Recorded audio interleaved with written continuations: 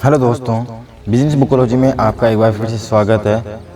दोस्तों, आज की इस कहानी में हम एक ऐसे व्यक्ति के बारे में बात करेंगे जिसने ये साबित कर दिया कि ऊंचाई तक पहुंचने में के लिए सिर्फ एक बड़ी सोच, पक्का इरादा और कभी ना हार मानने वाला एक जज्बे की ज़रूरत होती है।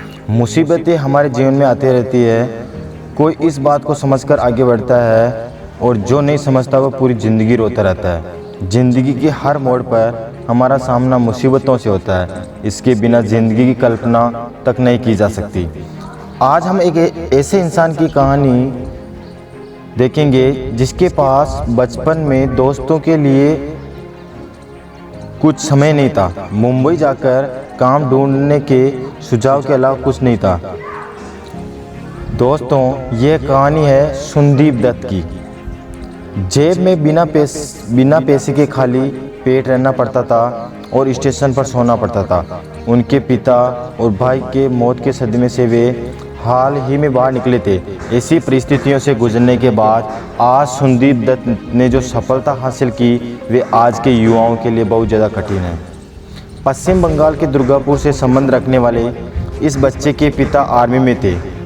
1973 की जंग में गोलियों लगने के बाद वे अपाहिज हो गए थे। इस परिस्थिति में एक बड़ा भाई ही उम्मीद की किरण था, लेकिन आर्थिक तंगी के चलते परिवार के बड़े भाई का इलाज न करा सका और उसकी मृत्यु हो गई। उनके पिता भी अपने बड़े बेटे के मौत के सदमे में चल बसे। उसकी माँ उस बच्चे के लिए भावनात्मक सहारा जरूर थी, लेकिन उसके ऊपर 4 भाई और बहन की जिम्मेदारी थी। अपने परिवार की जिम्मेदारी उसके ऊपर थी। उसके बाद उसे 15 रुपये का एक मजदूरी का काम मिला और सोने के लिए जगह मिली। सोने की जगह एक ऐसे कमरे में थी जहां 20 मजदूर सोते थे। कमरा इतना छोटा था कि सोते वक्त हिलने की भी जगह नहीं थी। 2 साल की मजदूरी के बाद जीवन में एक नया मोड़ आया, जब नुकसान के चलते उसके मालिक ने फैक्ट्री बंद करने का फैसला किया। ऐसी परिस्थिति में नई नौकरी ढूंढने के बजाय फैक्ट्री खुद खोलने का फैसला किया और यही उसकी ज़िंदगी का सबसे टर्निंग पॉइंट था। और फिर 1975 में अपनी अब तक की बचाई पूंजी और किसी तरह दोस्तों से उधार लेकर 16,000 रुपये इकट्ठा किए और फैक्ट्री खरीदने के लिए 16,000 की कीमत बहुत कम थी, लेकिन सुंदीप ने 2 साल का मुनाफा बांटने का वादा करके किसी तरह फैक्ट्री के मालिक को मना लिया। सुंदीप उसी फैक्ट्री का मालिक बन चुका था जहां कल वे सिर्फ एक मजदूर था। 19 साल का सुंदीप, जिसके लिए खुद का पेट भरना एक चुनौती थी, उसने साथ ही अन्य मजदूरों के परिवारों की जिम्मेदारी भी ले ली। एल्यूमिनियम पैकेजिंग इंडस्ट्री उस समय अपने बुरे दौर से गुजर रही थी। सुंदीप ये जान गए थे कि बेहतर उत्पाद और नयापन ही उन्होंने दूसरों से बेहतर साबित करेगा, लेकिन अच्छा विकल्प होने के बावजूद जिंदल जैसे कंपनी के सामने टिक पाना आसान नहीं था। सुंदीप ने बरसों तक अपने बड़े ग्राहकों को अपने प्रोडक्ट के बारे में समझाना जारी रखा और कभी हार नहीं मानी। साथ ही छोटी कंपनी के ऑर्डर के सहारे अपना बिजनेस चलाते रहे। उनकी मेहनत तब रंग लाई जब बड़ी बड़ी कंपनी से ऑर्डर मिलना शुरू हो गई।